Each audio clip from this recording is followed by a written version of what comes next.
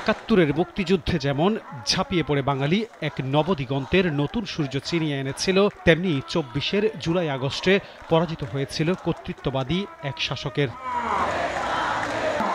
মূলত এই ছাত্র জনতার আন্দোলন শুরু হয় সরকারি চাকরিতে বৈষম্য দূর করে কোটা সংস্কারের দাবিতে। দেশের সর্বস্তরের মানুষ এ দাবির সঙ্গে একাত্মতা ঘোষণা করে। বস্তুত ২০২৪ সালের ১ জুলাই কোটা সংস্কার লক্ষ্যে ৪ দফা দাবিতে বৈষম্য বিরোধী ছাত্র আন্দোলনের ব্যানারে আন্দোলনকারী শিক্ষার্থীরা লাগাতার কর্মসূচি দেন। ২ থেকে ৬ জুলাই দেশের বিভিন্ন স্থানে শিক্ষার্থীরা বিক্ষোভ, মানববন্ধন, মহাসড়ক অবরোধ কর্মসূচি পালন করে। ৭ জুলাই বৈষম্য বিরোধী ছাত্র আন্দোলন ঢাকায় গণপরিবহন বন্ধ এবং রাস্তা অবরোধ কর্মসূচি চালায় এবং পরবর্তীতে সারা দেশে অবরোধ কর্মসূচি দেওয়া হয়, যা বাংলা ব্লকেট কর্মসূচি নামে পরিচিতি পায়।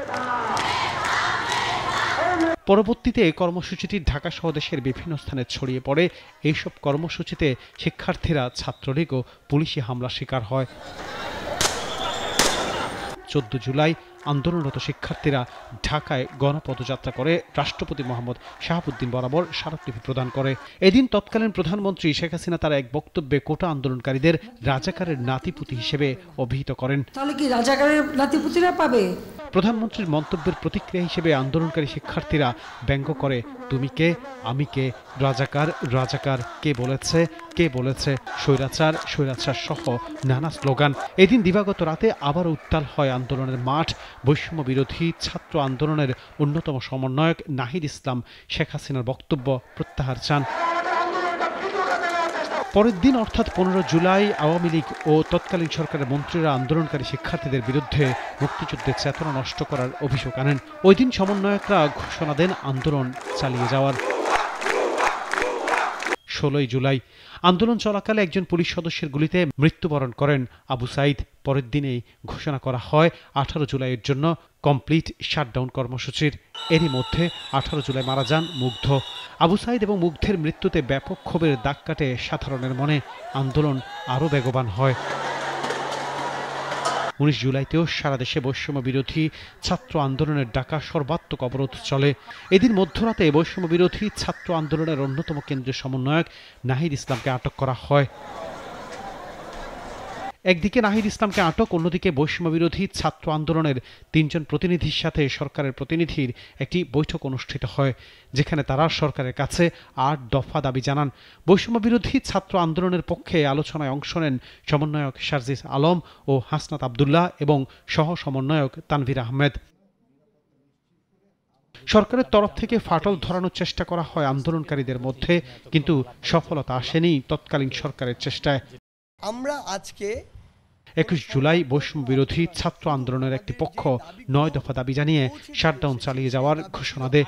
২২ জুলাই বৈষম্য বিরোধী ছাত্র আন্দোলনের অন্যতম সমন্বয়ক নাহিদ ইসলাম ৪ দফা দাবি, ইন্টারনেট চালু, ক্যাম্পাসগুলো থেকে আইন শৃঙ্খলা বাহিনী প্রত্যাহার করে ক্যাম্পাস চালু, সমন্বয়ক ও আন্দোলনকারীদের নিরাপত্তা প্রদান এবং কারফিউ প্রত্যাহারের ৪৮ ঘণ্টার আলটিমেটাম দিয়ে কমপ্লিট শাটডাউন কর্মসূচি স্থগিত করেন। ১৯ জুলাই থেকে নিখোঁজ থাকার পর ২৪ জুলাই বৈষম্য বিরোধী ছাত্র আন্দোলনের অন্যতম সমন্বয়ক আসিফ মাহমুদ, আবু বাকের মজুমদার ও রিফাত রশিদের খোঁজ পাওয়া যায়। এরই মধ্যে ২৬ জুলাই নাহিদ ইসলাম সহ কোটা সংস্কারের আন্দোলনের ৩ সমন্বয়ককে রাজধানীর গণস্বাস্থ্যনগর হাসপাতাল থেকে তুলে নিয়ে যায় সাদা পোশাকের একদল ব্যক্তি। পরের দিন ২৭ জুলাই সার্জিস আলম ও হাসনাত আবদুল্লাহকে হেফাজতে নেয় গোয়েন্দা শাখা।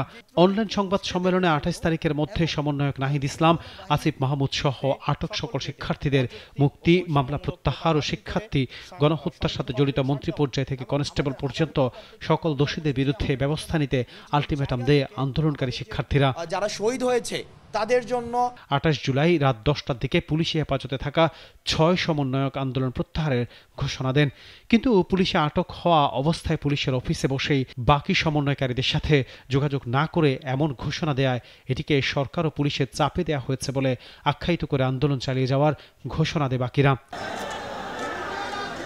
৩১ জুলাই হত্যা, গণগ্রেপ্তার, হামলা, মামলা ও গুমের প্রতিবাদে সারা দেশে বৈষম্য বিরোধী ছাত্র আন্দোলন মার্চ ফর জাস্টিস কর্মসূচি পালন করে।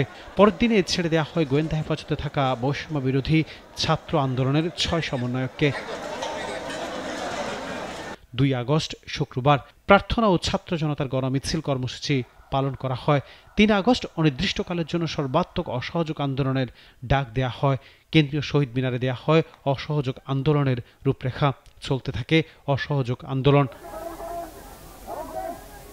এরপরেই 6 আগস্ট বৈষম্য বিরোধী আন্দোলন লং মার্চ টু ঢাকা কর্মসূচি ঘোষণা করে। তবে পরিস্থিতি বিবেচনায় সমন্বয়করা কর্মসূচি একদিন এগিয়ে এনে 5 আগস্ট ঘোষণা করেন। আন্দোলনকে ঘিরে 5 আগস্ট অনেক জেলায় পাল্টাপাল্টি ধাওয়া, সংঘর্ষ এবং গোলাগুলির ঘটনা ঘটে। এতে নিহত হন হাজারেরও বেশি আন্দোলনকারী, বিভিন্ন রাজনৈতিক দলের কর্মী সমর্থকরাও। 5 আগস্ট শেখ হাসিনা এক দফা দাবির প্রেক্ষিতে সম্মিলিত ছাত্র জনতার এক গণ অভ্যুত্থানে পদত্যাগ করেন এবং দেশ থেকে পালিয়ে আশ্রয় নেন ভারতে।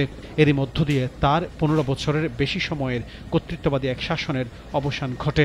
নবদিগন্তের সূচিত হয় এক নতুন বাংলাদেশে। আনোয়ার হোসেন, নাগরিক, ঢাকা।